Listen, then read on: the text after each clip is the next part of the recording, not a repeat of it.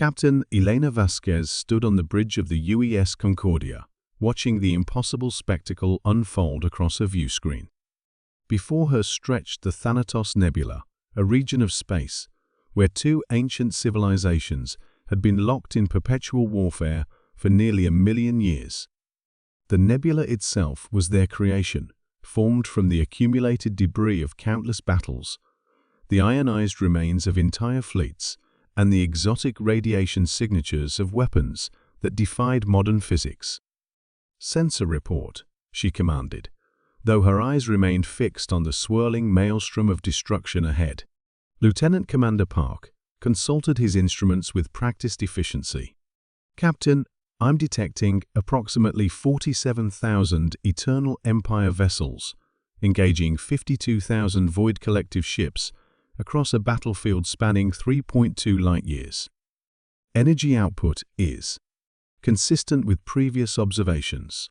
Both fleets are maintaining their historical engagement patterns." Vasquez nodded grimly. The war between the Eternal Empire and the Void Collective had become as constant as stellar fusion, as predictable as planetary orbits. Every 73.6 hours, both civilizations would commit massive fleets to ritualized battles that achieved nothing except the continuation of a conflict that had begun before humanity's ancestors had even developed agriculture. Dr. Sarah Chen, the Concordia's chief xenoarchaeologist, approached the command station with her latest analysis. "Captain, I've completed my study of the historical records. The war began 847,000 years ago over a territorial dispute regarding the Nexus Prime system.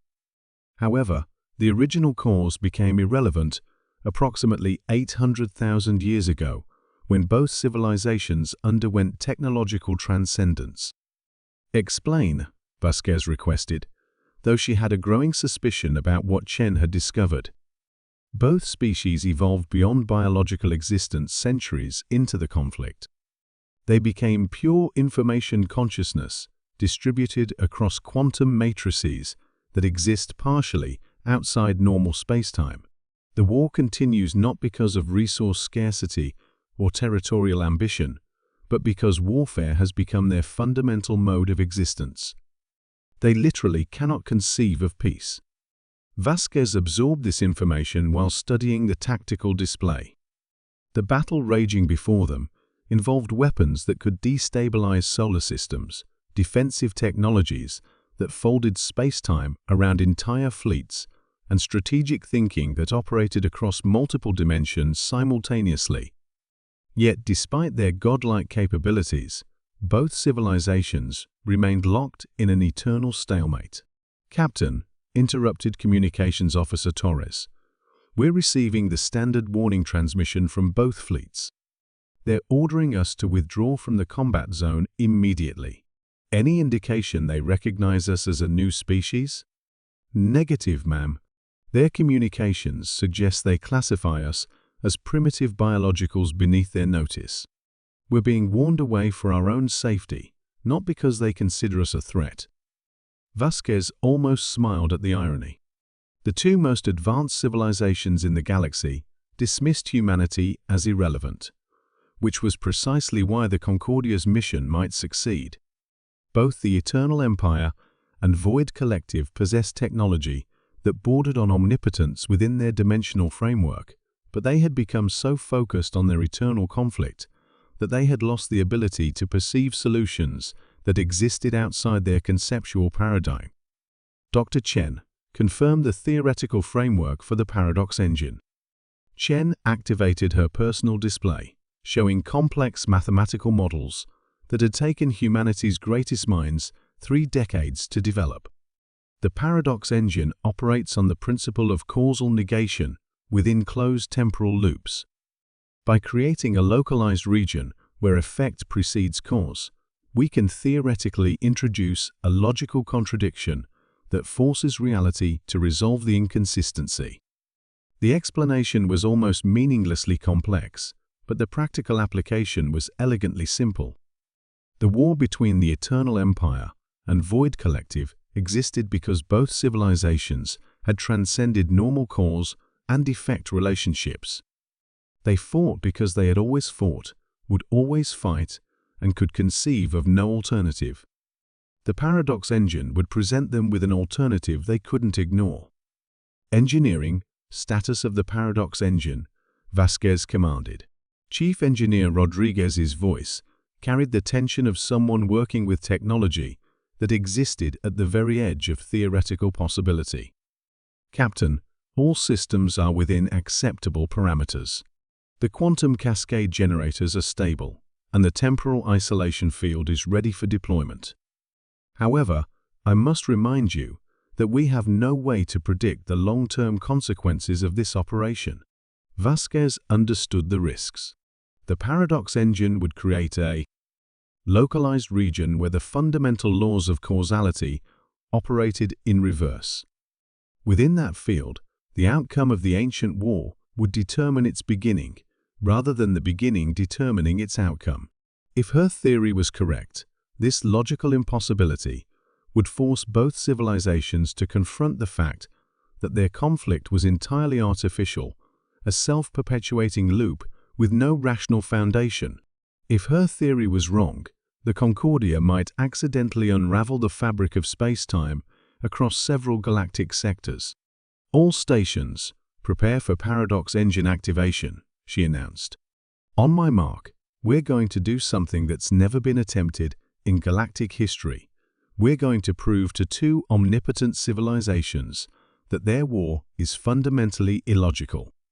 The Concordia moved deeper into the Thanatos Nebula, navigating between energy discharges that could vaporize planets and gravitational anomalies that bent space into impossible geometries.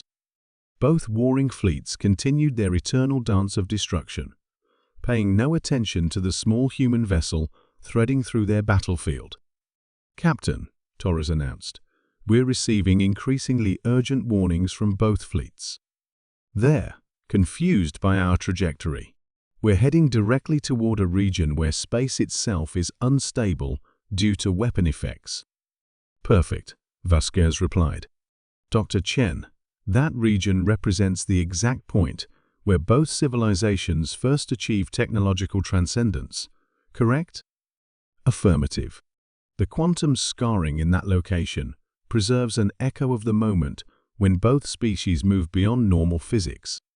It's essentially ground zero for their transformation into pure information entities.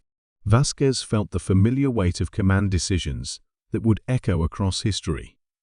Engine room, activate the Paradox engine on my mark. Navigation, hold course for the Transcendence point. The Concordia approached the heart of the nebula, where reality itself had been wounded by centuries of impossible warfare. Both alien fleets continued their battle with mechanical precision, neither side gaining advantage. Neither side seeking advantage, just the endless continuation of conflict for its own sake. Mark, Vasquez commanded. The universe hiccuped. For exactly 50 minutes and 17 seconds, cause and effect reversed within a sphere of space-time, encompassing both warring fleets. The outcome of their 800,000-year conflict suddenly preceded its beginning, creating a logical paradox that penetrated even their transcended consciousness. Both civilizations simultaneously experienced the revelation that their war had no purpose beyond its own perpetuation. They saw, with perfect clarity, that they had been trapped in a conceptual loop that served no rational goal and achieved no meaningful objective. The response was immediate and absolute. Every weapon powered down. Every ship ceased movement. Across 3.2 light-years of space, perfect silence descended for the first time in nearly 1,000,000 years. Captain, whispered Lieutenant Commander Park, I'm reading massive quantum fluctuations from both fleets. They're actually communicating with each other for the first time in recorded history. The communication that followed was brief, conducted in mathematical concepts that existing translation systems could barely process. Both civilizations acknowledged the artificial nature of their conflict, expressed what might charitably be called embarrassment at their logical oversight, and began the process of determining what to do with themselves now that their fundamental purpose no longer existed. Within hours, both the Eternal Empire and Void Collective had departed the Thanatos Nebula, heading toward distant regions of space to contemplate existence without warfare. As the Concordia prepared to return to human space, Vasquez reflected on the profound irony that humanity's greatest contribution to galactic peace had been proving to two godlike civilizations that their omnipotence was built on a foundation of circular reasoning. Sometimes the most complex problems required the simplest solutions, even if implementing those solutions required rewriting the fundamental laws of cause and effect.